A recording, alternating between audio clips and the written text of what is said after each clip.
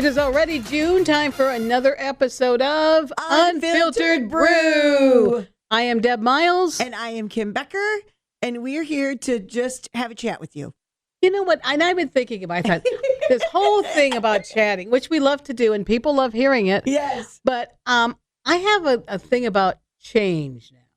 Okay. Not money change, but change in general. Okay. I went to a birthday party for a young girl. I call her young. She's only 25. Yeah, that's young. And she's talking about how it's hard for her to change.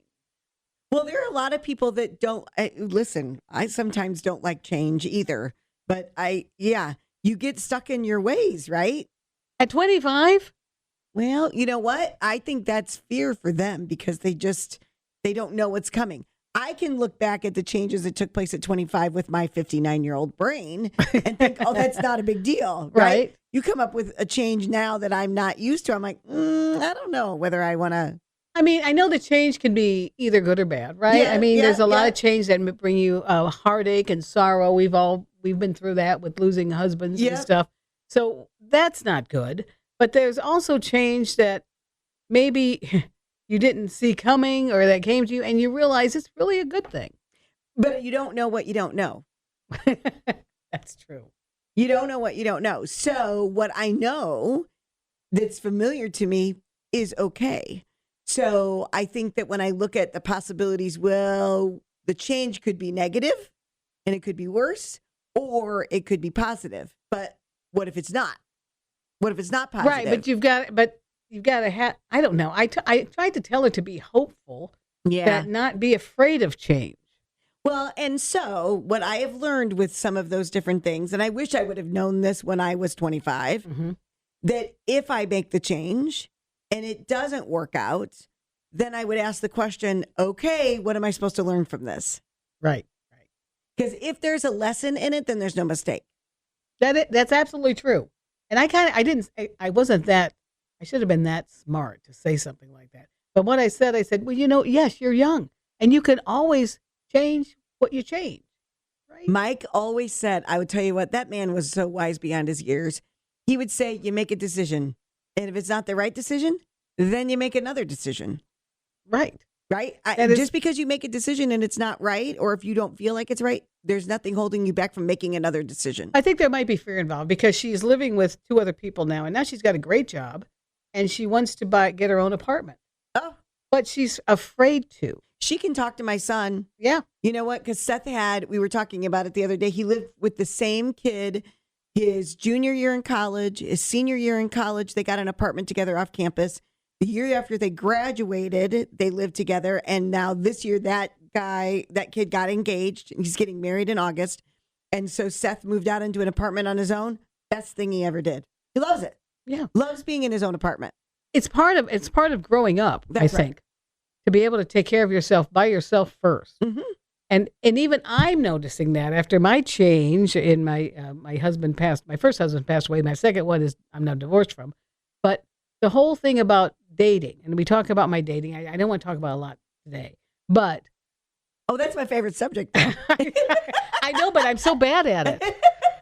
I can't even pick. I am flunking the app, the dating app. I am flunking how you use it. I think you're flunking. I think I am. I mean, I go on it and I think I pick people and either they ghost me or I get no answer. They ghost me or they're people I don't want to go out with. Yeah, no, I get it. I've got to meet through somebody else. Okay, so did I ask you that? All right, we're going to talk about this for a minute. Okay, we're going to talk about this for a minute.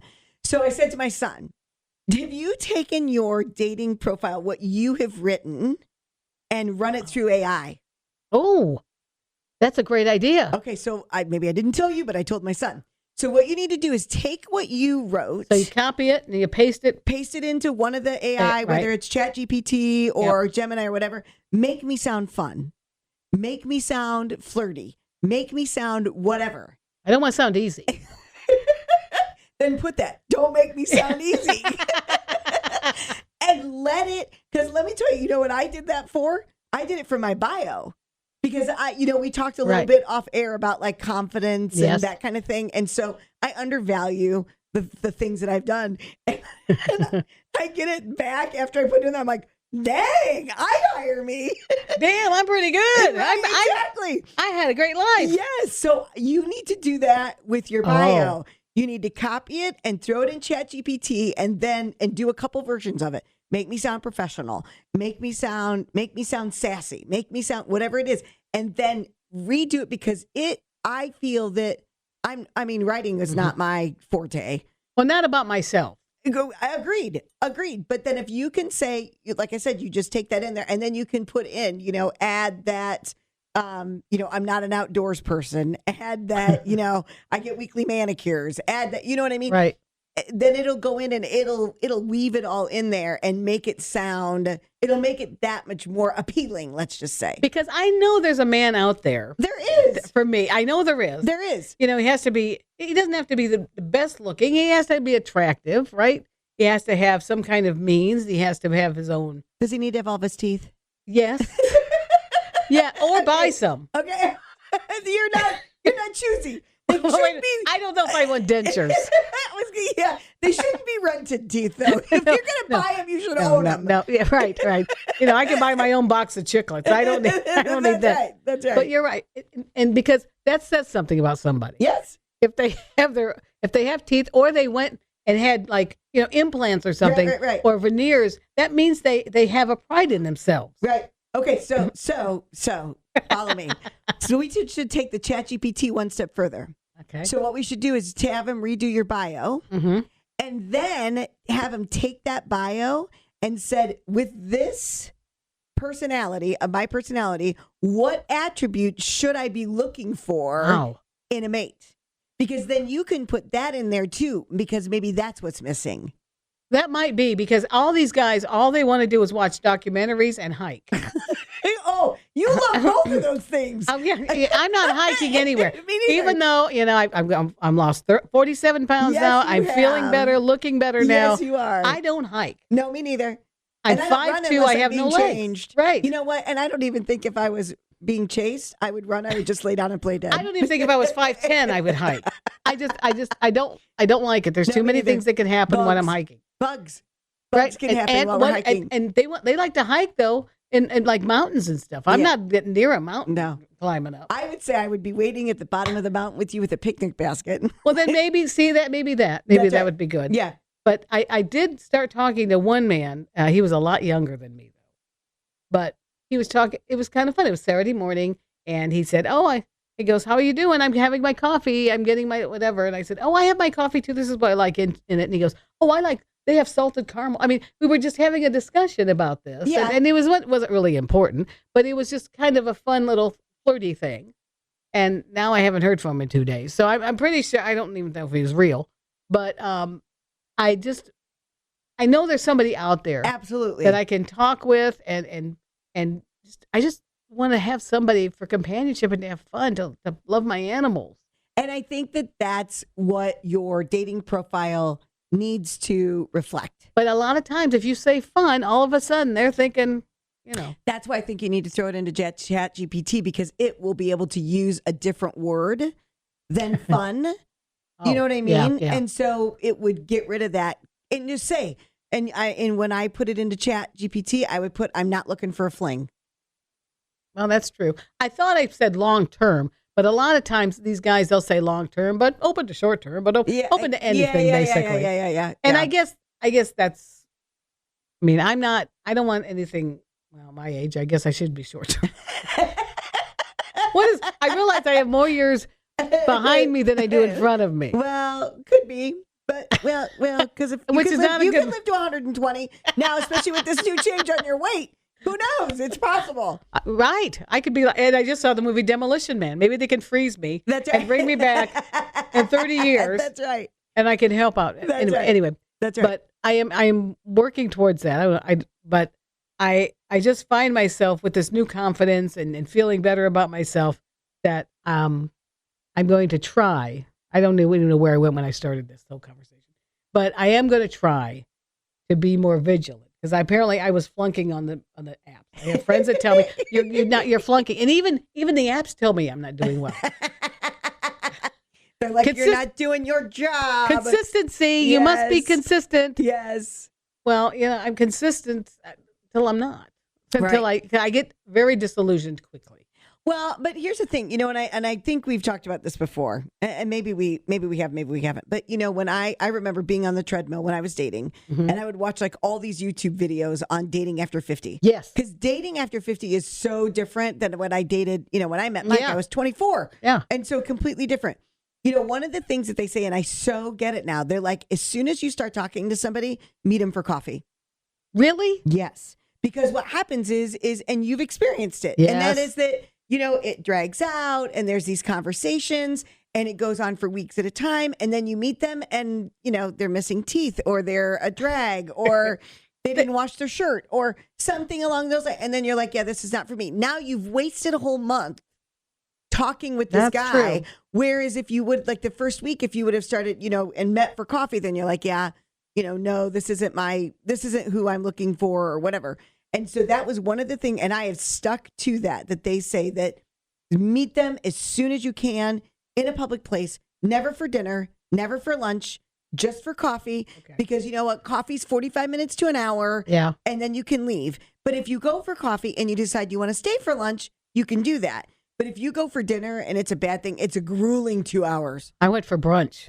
Oh, gosh. With this guy. And he was, I don't know maybe I always take it that they were disappointed in me and I'll tell you why, because they hear me and I'm on radio and I'm on this personality for like 26 years and I have a good reputation. So they probably are all excited about seeing me. Not that they should be. So they have expectations. And I always feel that when I do go out to brunch or whatever, that I may not fit the expectations. Now this guy, he was, I thought it was going really well. And then we went to the parking lot and I said, I'd like to see you again. He goes, oh yeah, I would too. Then all of a sudden, the next day I get a text, I showed you the text. He said, I don't think we have any kind of sexual chemistry. Oh my. I do remember that. And I said, oh, well, I felt the same. That would have been my response too. I said the same exact thing. And then I would have regretted that I didn't say it sooner, that I wasn't the first one to say it. Well, because I think he was looking for a woman around his age, which is in our age. And he wanted somebody that did all the housework and did everything. Oh, yeah, no. He wanted somebody to run the house. That's in his mind, that's what a wife did. And he probably thought I was, because I'm modern in the fact where I go do things and go places and want to do things. I'm not going to just stay at home and run the house. If you do, that's fine. No. Yeah. But that's not me. No, but yeah, there was no sexual comparison. I thought this guy was a slob.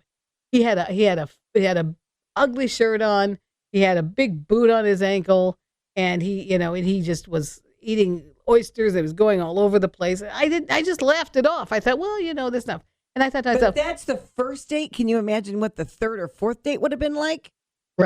Right, exactly. I mean, that's where I know I dodged a bullet on this one. I'm pretty sure I did. Yeah, I think you dodged a bullet too. Certainly sounds like it. Or if he thought, maybe. I personally, I don't. Can you tell right away if you want to sleep with somebody the first time you meet them? So that's why I don't even think about that on the first. No, I don't either. Mine was communication. Like I said, when I met Tom. Almost 4 years ago now, I remember being at this little candy coffee shop in New Carlisle because it was halfway in between here in Michigan City. Mm-hmm. And I remember that what made me curious if there was a future was the fact that I sat there and I talked to him for 3 hours and I never looked at my watch once. Yeah, that's good then. But I had I literally had no idea like how long we had been sitting there. I had no idea how long we had been talking. And it wasn't really I wonder if, mm-hmm. this would be something intimate or whatever. It was more like I became more curious about it. Well, that's really interesting because you know me, I'm high mm-hmm. energy and, very anxious and that kind of thing. As far as like, I don't sit still. No, I'm not anxious, but I don't sit still. But to sit still for 3 hours and talk to somebody, I'm like, it just raised my curiosity. I always feel like the other stuff will come. Do you know what I mean? It should. Yeah. It shouldn't. You shouldn't lead off with it. No. And right away when a guy, when I'll say, yeah, okay, I like you. I'll swipe right, and then he'll say hi. And then he'll say, I had one guy. He said, Well, I just want you to know I take a lot of testosterone. Can you handle that? And I thought, why do I need to know this when I just met you? so I said, you know what? I think I'm uncomfortable with this. This should not be a second. No. Text. Chat. Agreed. It shouldn't be. No. So, yeah. So you weed them out quickly. That's right. But I love the fact that you were with Tom for 3 hours. Right, and never looked. But did you make a second date right away? I remember, yes, we talked about it, and because I remember sitting there and talking to him, and he's like, "Do you like breweries or brew pubs or whatever?" And I said, or wineries or whatever, and I said, "Yeah, I do." And he's like, "Okay, well, maybe let's try that." I remember I met him the end of January or end of July, and like he wanted to meet like that next week. And I said, I can't. My son was moving to college. Sethi was an RA that year, so we moved him in really early in August. And I said, that has to be my focus. I've got to get my son moved to college. I can't. So we started talking, and like 10 days later, but here's the other thing that I found that was really valuable, and I want to encourage you. We talked on the phone a lot. See, it wasn't just texting. And so then I could hear his voice. He could hear my voice. There's an authenticness where I think there can be fake in texting. And so even though we waited like 10 days to meet for the first time, we had several phone conversations. So we learned a lot about each other before we met for the first time. And then he had said something about a second date, and then it just kind of, it went. But he was always very good at calling me. He was always very good at, it wasn't just a text. Okay. He just would randomly just say, "Hey, it's Tom. I'm checking in. Hope you're having a good day," or, whatever. And so, yeah, but that was the best piece of advice, because that was the way I weeded out a lot, was meeting him for 45 minutes and saying, "Yeah, this is something I want," or, "No, you're not what I want." Right. Well, and let me tell you the other thing is too, just one more time, and then I'll let you talk. Okay. Yeah. So the other thing that, because my past, and I dated a narcissist after Mike died and before I met Tom. We call him the narcissist. We do call him the narcissist.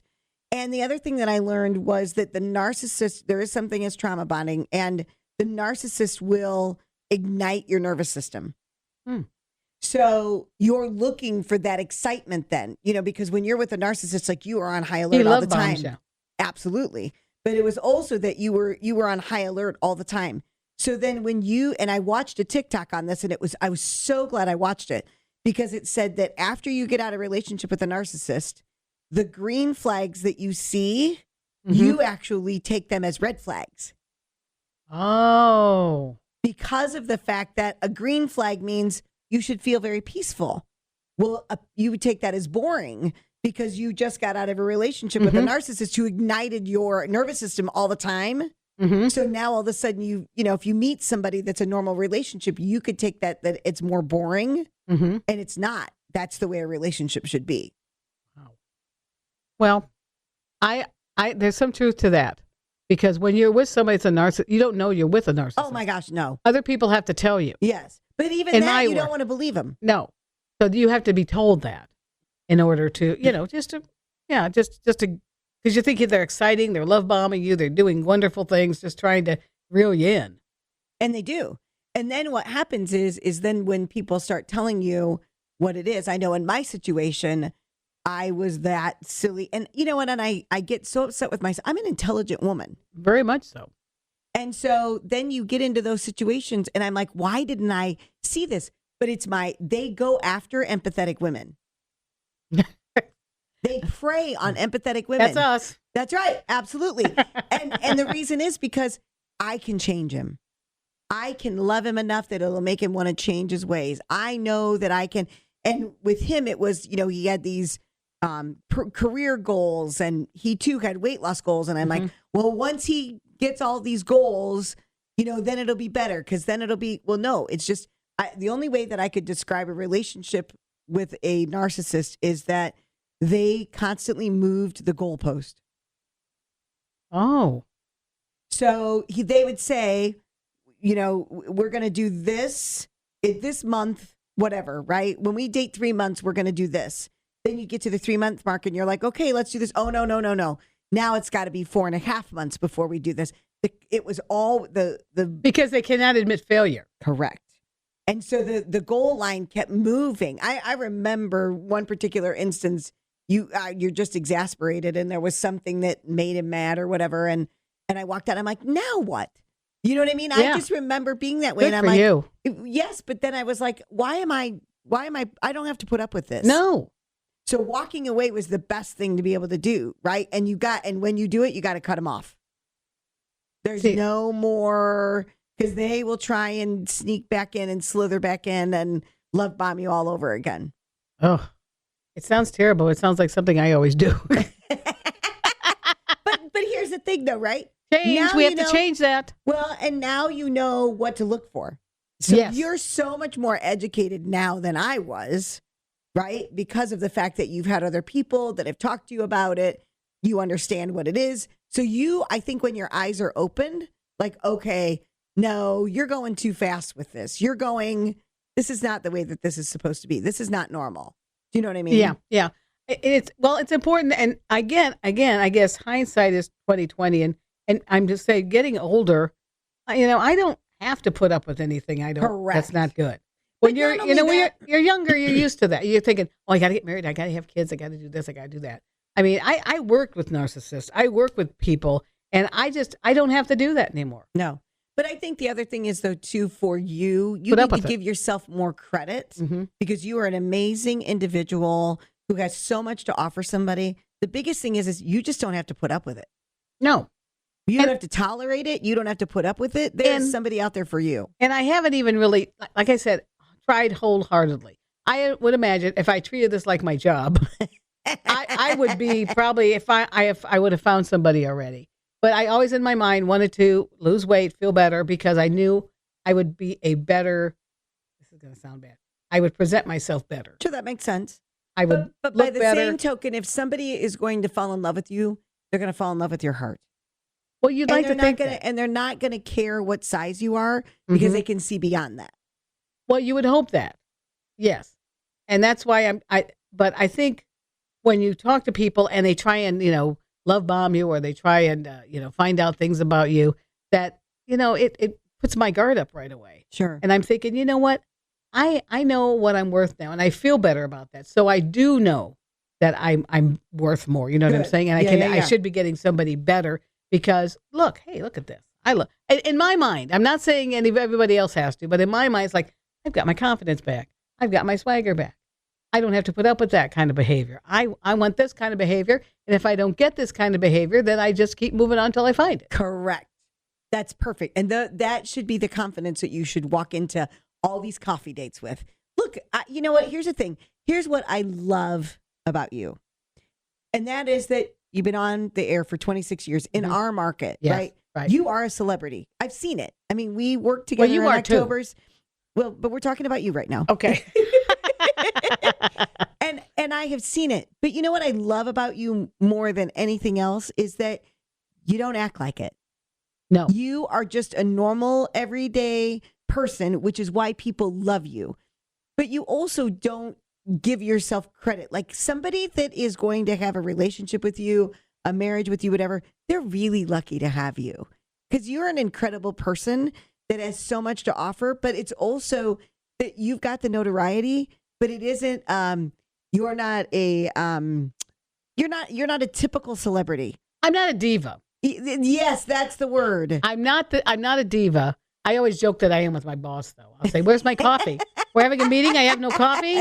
Right. I like to do that. Yeah, of course. But no, I mean, if somebody comes up to me and I love when people say this, and people are and the younger people in the business saying, "Oh, you should be mortified by this," but I'm not.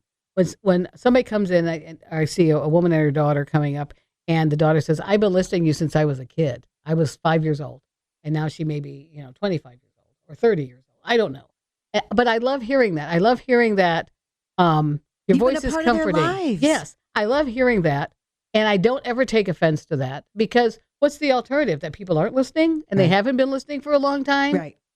That's not what you want. You want somebody that's going to say, yeah, I've listened to you, or I listened. And the mom, of course, says, I've been listening to you all along. And it validates not only me, I'm not going to say that, but that I've been doing something right all these years. Do you know what I say when I hear you on the air? What? When you're in the car? I look at Tom, I go, that's my friend. Oh. But you know what? Here's the other thing. Between now and the next time we do this, how many women in your position have been in the same market for as long as you have been? I don't know. It's not. I bet it's very low. I bet the percentage of women radio personalities Up here, especially in our area. Right. I don't. Well, I told you when we were doing the. Oh, thank you for sending me my video that we did for your hometown living. Did you get it? Yeah, I downloaded it and yeah. Is it up? Yep. Okay. Well, I'm going to put it up. Okay. I just. Okay, good.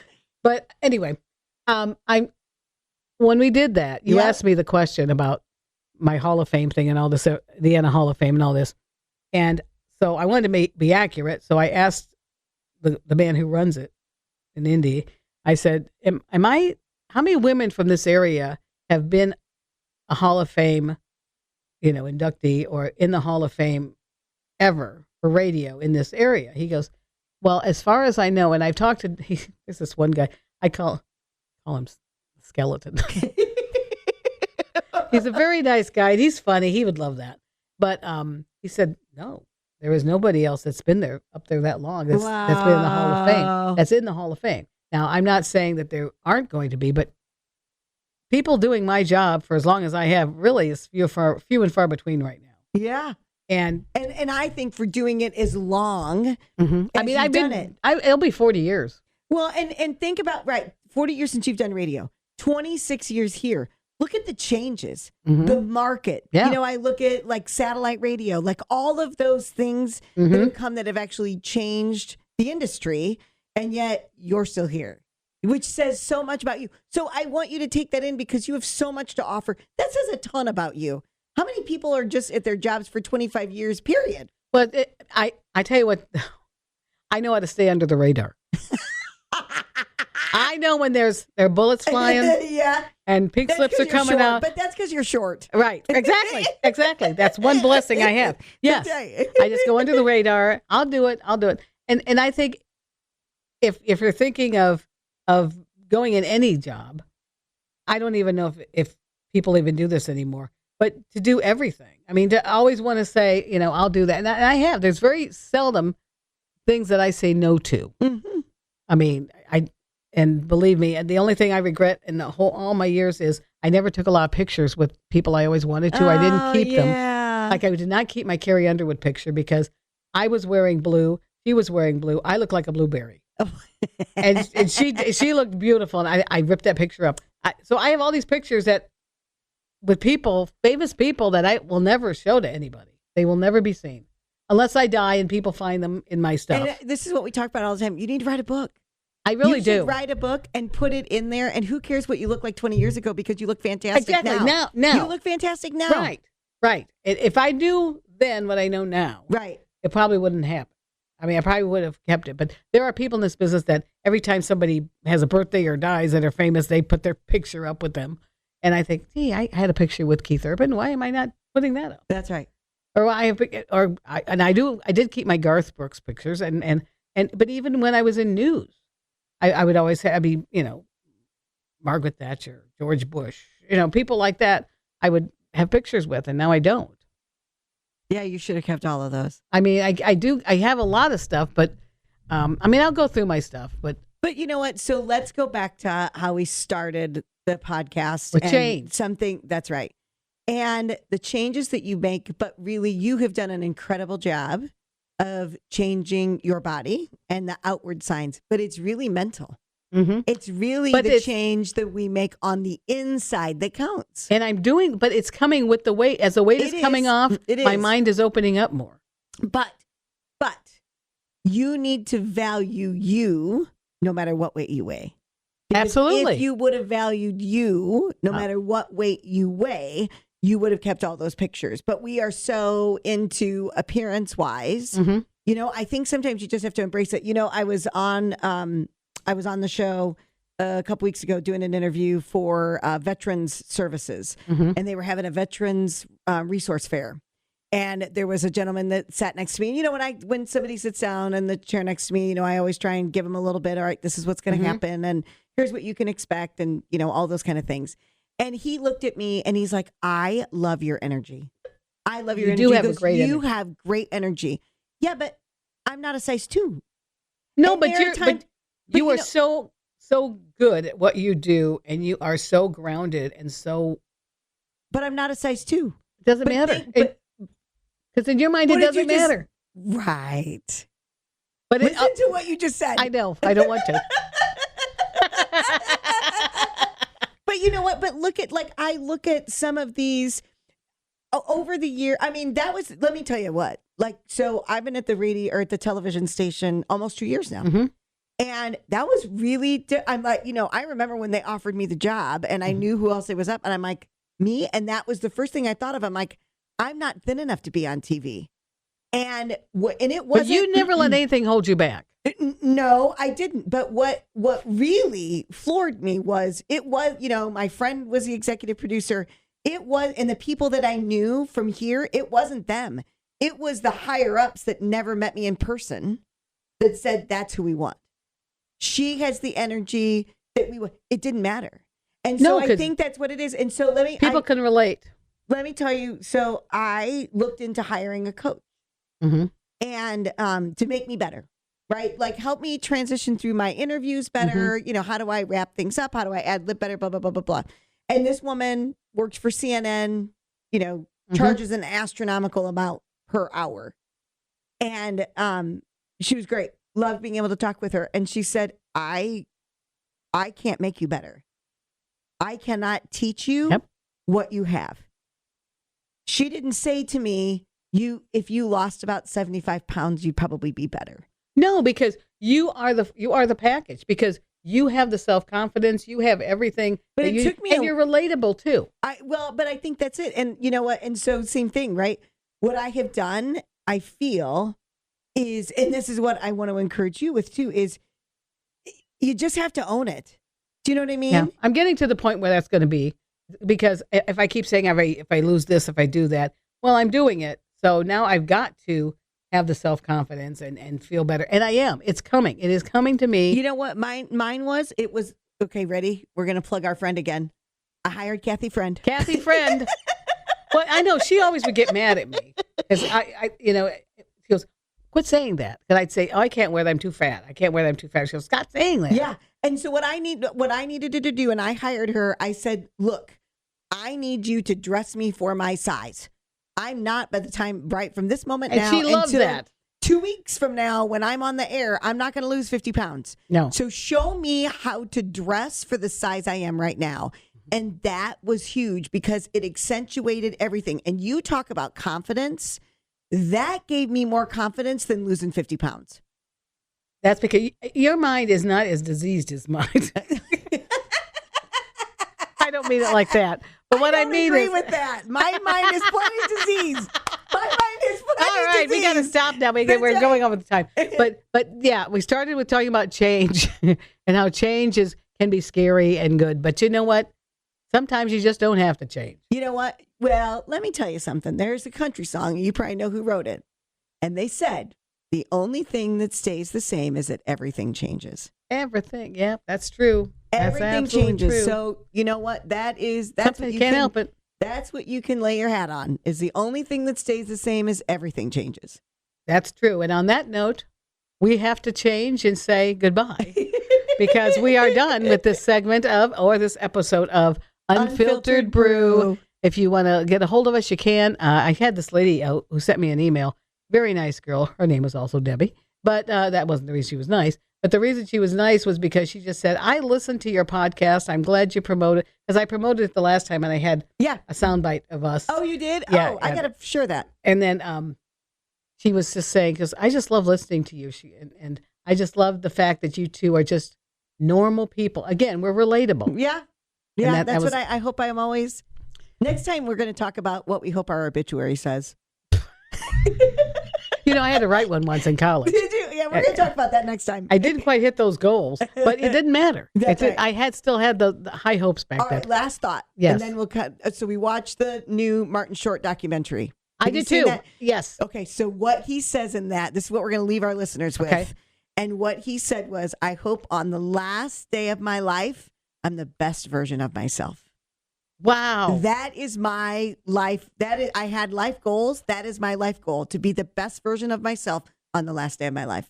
All right. Well, I hope this is the best version of this episode because it was a lot of fun. It always goes so fast. Yes, it does. Kim and I, we have a great, we just love each other. We do. We've been friends for a long time. That's right. And we just had a great time. So this is Unfiltered Brew. If you like what you heard, why not share it and let other people know about it? You can find it at my website, b100.com, or anywhere where you find podcasts. And you can get a hold of me at Deb, D-E-B, at b100.com, or you can get a hold of me at K Becker, that's B as in boy, ECKER, at hellogorgeous.org. All right. Have a wonderful rest of your June. We'll be back. I'm sure we'll have some fireworks to talk about. In July. Maybe I'll have some dating fireworks. You never know. It could happen. Have a wonderful month, and thank you very much for listening. Bye. Bye.